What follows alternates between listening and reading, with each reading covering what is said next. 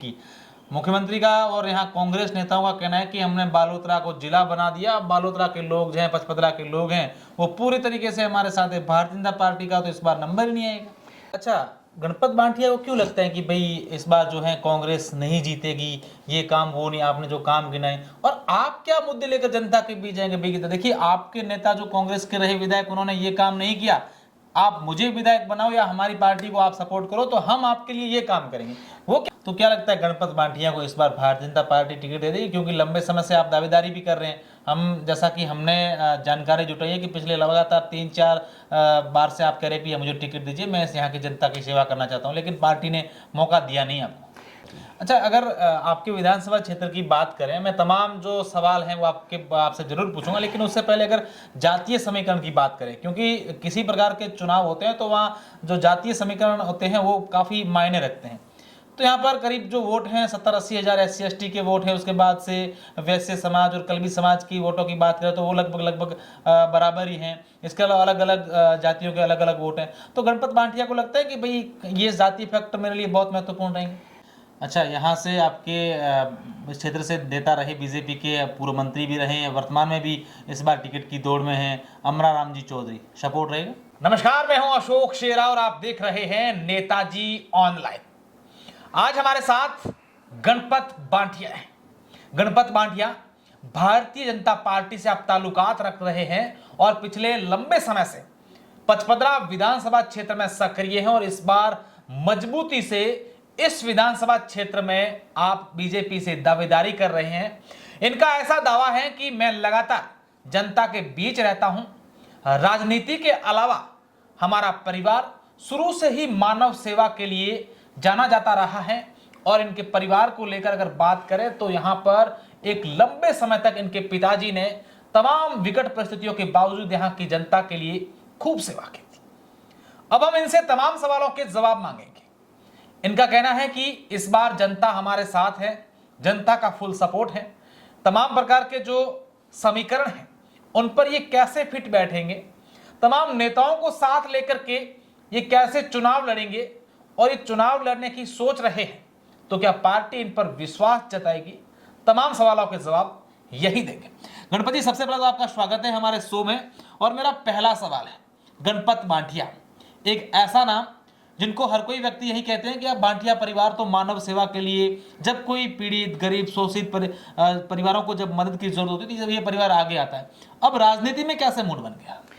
मेरे पिताजी जनसंघ के संस्थापक सदस्य रहे, मीसाबंदी में रहे और देश में जितने बड़े बड़े आंदोलन हुए उनमें शरीक रहे, अनेकों बार जेल जाने का काम पड़ा।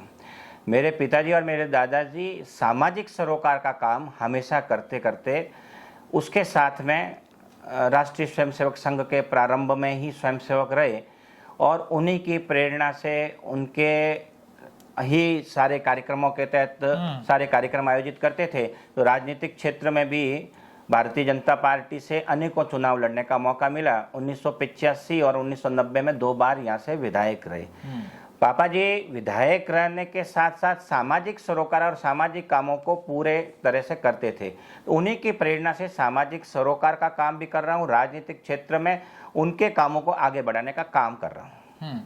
तो क्या लगता है गणपत भाटिया को इस बार भारतीय जनता पार्टी टिकट दे देगी? क्योंकि लंबे समय से आप दावेदारी भी कर रहे हैं। हम जैसा कि हमने जानकारी जुटाई है कि पिछले लगातार 3-4 बार से आप कह रहे हैं कि मुझे टिकट दीजिए, मैं यहाँ की जनता की सेवा करना चाहता हूँ, लेकिन पार्टी ने मौका दिया नहीं आपको। भारतीय जनता पार्टी जिसको भी मौका देंगे उनके साथ में है। आपका ये कहना जरूरी है कि मजबूती से दावेदारी है। अभी भी सारे सामाजिक संगठनों के लोगों ने, आनुषंगिक संगठन के लोगों ने, सबने ये कहा कि गणपति मजबूती से दावेदारी करो, हम आपके साथ में हैं। मैंने कहा दावेदारी के लिए मैं तो तैयार हूँ, आप लोग अपने प्रयास करिए। तो भारतीय जनता पार्टी के काफ़ी नेताओं से भी चर्चा हुई। उन्होंने ये कहा कि वास्तव में बाड़मेर, जैसलमेर, जालोर, सिरोही इन जिलों में भारतीय जनता पार्टी कोई समय में आज से 15-20 साल, 20 साल, 25 साल पहले 4-4, 5-5 टिकट देते थे और 4-4, 5-5 विधायक भारतीय जनता पार्टी के चुनते थे। अभी कुछ समय से नहीं दे रहे हैं, तो अब की बार उन्होंने जरूर अवश्य ये कहा है कि अब की बार आपको मौका देने की अधिकतम संभावना है। आप अपने क्षेत्र में काम करिए और पार्टी के लिए काम करिए। अच्छा, अगर आपके विधानसभा क्षेत्र की बात करें, मैं तमाम जो सवाल हैं वो आपसे जरूर पूछूंगा, लेकिन उससे पहले अगर जातीय समीकरण की बात करें, क्योंकि किसी प्रकार के चुनाव होते हैं तो वहाँ जो जातीय समीकरण होते हैं वो काफ़ी मायने रखते हैं। तो यहाँ पर करीब जो वोट हैं 70-80 हज़ार SC/ST के वोट हैं, उसके बाद से वैश्य समाज और कलवी समाज की वोटों की बात करें तो वो लगभग बराबर ही हैं। इसके अलावा अलग अलग जातियों के अलग अलग वोट हैं। तो गणपत भाटिया को लगता है कि भाई ये जाति फैक्टर मेरे लिए बहुत महत्वपूर्ण रहेंगे? देखिए अशोक जी, मेरे पिताजी उस विकट समय में 1985 में पूरे बाड़मेर जिले से 55 विधानसभा में पहली बार विधायक बने थे। उन समीकरणों को अगर संभव सही माने, फिर परिसीमन हो गया, बाईतू में चले गए, गेड़ा सर्कल पूरा। उसके बाद में मेरा तो इस क्षेत्र में सारी जातियों से डायरेक्ट सरोकार है, डायरेक्ट कनेक्शन है। मेरे 3 पीढ़ियों से, मेरे दादाजी से, मेरा पिताजी का, मेरा हमेशा हम जो ये सरोकार के काम करते हैं हमारे ट्रस्ट के माध्यम से, तो डायरेक्ट है। यहाँ जाति के बल पे कोई व्यक्ति चुनाव नहीं जीतता है। भारतीय जनता पार्टी के खुद के अपना काम है, भारतीय जनता पार्टी के वोट है, और फिर सभी जातियों का असीम कृपा है और मानव जाति का काम करते हैं। हम कभी जातिगत समीकरण से कभी नहीं किया। जो भी हम हमारे सेवा के प्रकल्प चलाते हैं तो कभी किसी को ये नहीं पूछा कि जाति क्या है तेरी। हम उनके जितना जो जिसको चाहिए, जो आवश्यकता है, हम हमारे प्रयास से उसका काम करने के लिए तत्पर हैं और तत्पर रहे और तत्पर रहेंगे। अच्छा, मैं आपके जो विपक्ष हैं उसको लेकर बाद में बात करूंगा, लेकिन उससे पहले आपकी पार्टी की बात कर लेते हैं। आपकी पार्टी में इस बार 55 विधानसभा क्षेत्र से कई दावेदार हैं, वो दावे कर रहे हैं कि भी हम भी चुनाव लड़ने की होड़ में हैं, क्योंकि अब उनका कारण क्या हो सकता है, बहुत सारे नए नाम भी आए हैं, 55 रिफाइनरी बन रही है, उनको ज़्यादा संभावनाएं लग रही होगी। फिर सब कुछ चलेगा साथ में, या फिर ऐसा नहीं होगा गणपत भाटिया को अगर टिकट मिल जाती है और बाकी नेता जो आपसे नाराज हो जाएं? अशोक जी, मैं एक बात आपको स्पष्ट कह देता हूं कि कोई नेता ये समझे, गणपत भाटिया मन में ये समझ ले कि मेरे पीछे जनता वोट मेरे कहने से विपरीत देगी या नहीं देगी, ये अपने मन का मुगालता है। कोई नेता के पीछे जनता नहीं है। जनता भारतीय जनता पार्टी के पीछे है, भारतीय जनता पार्टी के कामों के पीछे है। भारतीय जनता पार्टी का व्यक्ति, भारतीय जनता पार्टी का नेता खाली चुनाव के समय काम नहीं करता, 5 साल तक काम करता है। मानव सेवा के लिए, पशुधन के लिए, जितनी भी प्राकृतिक आपदा आई, भारतीय जनता पार्टी का नेता, भारतीय जनता पार्टी का कार्यकर्ता आपको मिला होगा। कोई भी आप लंपी ले लीजिए, वैश्विक जो कोरोना महामारी थी, सब जहां जहां जैसी जैसी प्राकृतिक आपदा आई, महामारी आई, भारतीय जनता पार्टी का कार्यकर्ता ही मिला होगा। भारतीय जनता पार्टी को लोग चाहते हैं, जनता चाहती है। नेता 101% भारतीय जनता पार्टी को जिताने का ही काम करेंगे। सब लोग साथ रहेंगे। टिकट मांगना सबका अधिकार है। जो राजनीतिक क्षेत्र में काम करेंगे, महत्वाकांक्षा सबकी होगी। भैरू सिंह जी कहा करते थे कि महत्वाकांक्षा सब रखो, अति महत्वाकांक्षी नहीं, मुझे ही मिलनी चाहिए। मैंने कभी ये बात नहीं की। पार्टी उचित समझे, पार्टी दे, पार्टी को फायदा होता हो। पार्टी के कई समीकरण होते हैं, उन समीकरणों के तहत टिकट मिलती है। टिकट मानने का अधिकार सबको होता है। अच्छा, यहाँ से आपके क्षेत्र से नेता रहे, बीजेपी के पूर्व मंत्री भी रहे हैं, वर्तमान में भी इस बार टिकट की दौड़ में हैं, अमराराम जी चौधरी, सपोर्ट रहेगा? अमराराम जी चौधरी के पूरे समाज का, पटेल समाज ने ही निवेदन किया कि भाटिया जी आप भी अब की बार हम आपके साथ में हैं, आप पूरी ताकत ऊर्जा के साथ में।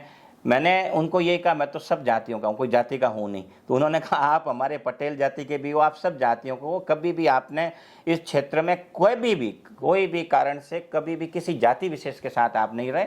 आपने हमेशा जो भी प्रताड़ित व्यक्ति उसके साथ रहे, जो भी अपेक्षित व्यक्ति है उसको आपने सपोर्ट किया।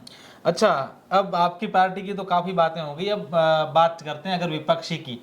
मुख्यमंत्री का और यहाँ कांग्रेस नेताओं का कहना है कि हमने बालोतरा को जिला बना दिया, अब बालोतरा के लोग जो हैं, 55 के लोग हैं, वो पूरी तरीके से हमारे साथ है। भारतीय जनता पार्टी का तो इस बार नंबर ही नहीं आएगा। मुख्यमंत्री जी घोषणावीर रहे। 4.5 साल से ऊपर का समय राजस्थान की जनता को खून के आंसू रुलाए। खाली घोषणा करने से क्या होता है? घोषणा करने से जिला कुछ बना भी दिया नहीं। ना सर, जिला बना है, जिले की सारे मापदंड पहले से भी पूरे थे। जिला बनाने की बहुत बड़ी बात नहीं है। बालोतरा जिला तो जरूर था, लेकिन 19 जिले बनाए, कई जिले तो एक विधानसभा के बनाए। ये सिर्फ घोषणा की है इन्होंने। अपनी सीटें एक इनोवा में आए, इनके मंत्री कर रहे हैं, उससे बढ़ाने के लिए इन्होंने घोषणा की है। दूसरी बात, सारी मूलभूत सब सुविधाएं यहाँ पे वास्तव में बहुत खराब है और यहाँ का जितने भी ग्रामीण क्षेत्र के लोग, शहरी क्षेत्र के लोग पानी और बिजली से इतने त्रस्त है कि वास्तव में वो लोग खून के आंसू रो रहे हैं। मैं गांव-गांव ढाणी-ढाणी जाता हूँ, कई कई जगह एक एक महीने से लाइट नहीं है, कई कई जगह 20-20 दिन से लाइट नहीं, कहीं आधे घंटे आती है। और ये क्या कटौती, काय की कटौती कर रहे हैं, मुझे ये बात अभी तक समझ में नहीं आई। सड़कों के हाल देख लीजिए आप, चिकित्सा के हाल देख लीजिए, चिकित्सालय के अंदर ये घोषणाएं हुई हैं, उसमें डॉक्टर्स नहीं है, नर्सिंग स्टाफ नहीं है, जनता कहाँ जाए। एक छोटा सा आई फ्लू अभी चल रहा है, उसके भी पूरे संसाधन सरकारी हॉस्पिटलों में नहीं है। ये क्या करेंगे।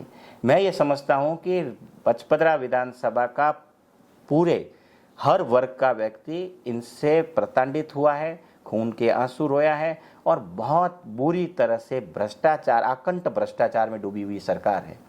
इनके नुमाइंदगी को ये छूट दे दी है। सारे विधायक और विधायिका चुनाव लड़े हुए व्यक्ति सारे उप मुख्यमंत्री, मिनी मुख्यमंत्री हैं। जो वो कहे वो सही।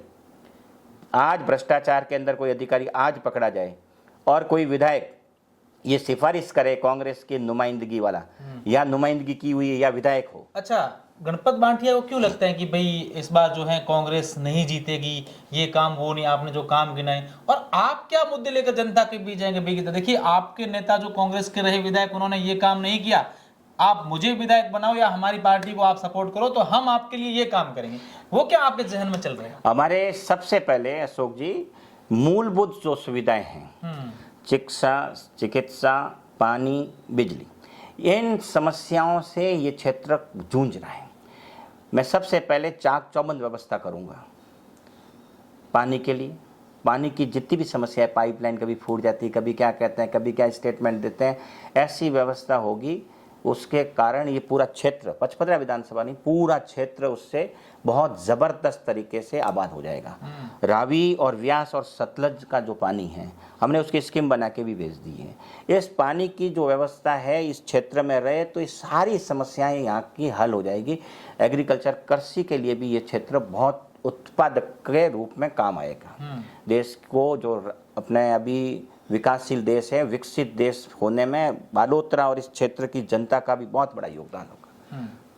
अच्छा, मेरा अब आपसे एक सवाल है, मेरे जहन में ये सवाल आ रहा है कि यहाँ देश की दूसरी सबसे बड़ी रिफाइनरी बन रही है आपके इसी क्षेत्र में। यहाँ के लोग चाहते हैं, यहाँ के तमाम नेता भी चाहते हैं, हालांकि नेता वो वोटों के लिए चाहते हैं, हकीकत में चाहते हैं वो नेता जाने, आप लोग जानो, वो नेता भी चाहते हैं कि यार यहाँ के लोकल लोगों को यहाँ रोजगार मिलना चाहिए। पहला सवाल तो मेरा है कि क्या गणपत भाटिया इस बात को सपोर्ट करते हैं, इस बात की पैरवी करते हैं? और दूसरा सवाल, एक उद्यमी, आप एक बिजनेसमैन भी हैं, उद्यमी हैं, एक उद्यमी का यहाँ पर नेता बनना और उसके बाद इस रिफाइनरी का जनता को फायदा दिलाना, ये अपने आप में कितना साबित है? निश्चित तौर पे रिफाइनरी के अंदर मैं दावे के साथ कहता हूँ कि रिफाइनरी के अंदर यहाँ के युवा जो बेरोजगार लोग हैं उनको रोजगार निश्चित रूप से मिलेगा। 101% दिलाने में मैं पूरे प्रयास करूंगा और मैं उसमें विजय भी प्राप्त करूंगा। दूसरी चीज़, यहाँ का जो CSR फंड, अभी ESR फंड बनने के बाद में, उत्पादन के बाद में CSR फंड लगेगा, तो जितना भी CSR फंड है उससे ये सारी समस्याएं मिट जाएगी। मैं आपको दावे के साथ कहता हूँ कि उद्योगों का उद्गम होगा और रोजगार के नए नए संसाधन और साधन यहाँ पे अपना आप उत्पन्न हो जाएंगे। और दूसरा, यहाँ पे CSR जो फंड है बहुत बड़ा फंड होता है, ये आज कई समस्याओं का निराकरण में ये भी उपयोगी साबित होगा। अच्छा, मेरा आखिरी सवाल है आपसे, गणपत भाटिया जब भी क्षेत्र में जाते हैं, हमने जैसा सर्च किया है, जैसे हमने जानकारी जुटाई है, जहाँ भी जाते हैं गणपत भाटिया को एक नेता के साथ साथ एक जनसेवक के रूप में भी जानते हैं। लोगों में, युवाओं में, बुजुर्गों में, ग्रामीण क्षेत्रों में, विशेषकर गरीबों में काफ़ी क्रेज है, लोगों को दिल जीत लिया गणपत जी ने। क्या कहना है आपका?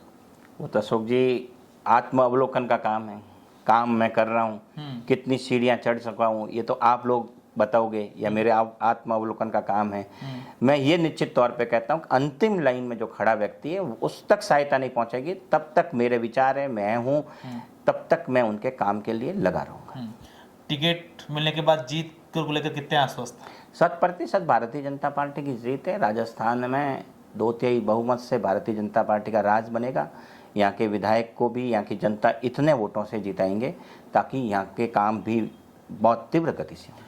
निश्चित रूप से ये गणपत भाटिया हैं जिनका साफ तौर पर दावा है कि इस बार जनता मेरे साथ है और जनता ने अगर चाहा तो यहाँ की जनता के लिए जो विकास के काम करने होंगे उसके लिए मैं तत्पर रहूंगा। लेकिन देखने वाली बात होगी कि वर्ष 2023 में पार्टी भारतीय जनता पार्टी किस पर विश्वास करती है और अगर गणपत भाटिया पर विश्वास करती है तो यहाँ की जनता किसके सर पर विधायक का ताज रखती है। बहुत बहुत शुक्रिया, धन्यवाद।